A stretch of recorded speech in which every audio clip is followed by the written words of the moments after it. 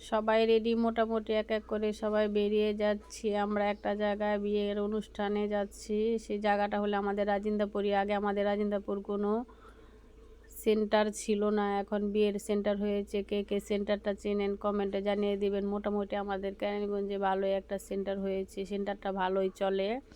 তো আমরা সবাই সেন্টারের কাছে গাড়ি দিয়ে চলে আসলাম।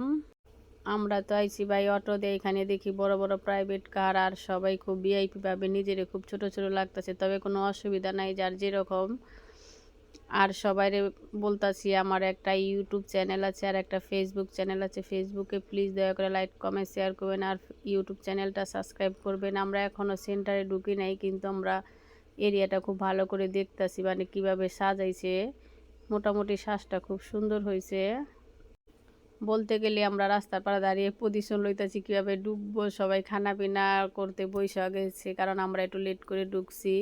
তবে সেন্টারের ভিতরে আমরা যা দেখি, সেন্টারটা খুবই সুন্দর আর খুব ডিসিপ্লিন, খুব সুস্থ শান্ত করে গুছানো সাজানো। তো এক এক করে অল্প অল্প করে কিছু ভিডিও নিচ্ছি। সেন্টারটা সত্যি খুব সুন্দর। কার কার এই সেন্টারে বিয়ের অনুষ্ঠান করার ইচ্ছা আছে, তারা ইচ্ছাটা পূরণ করতে পারেন। এখানে আবার ছবি তোলার জন্য সাজানো গোছানো অনেক কিছু আছে।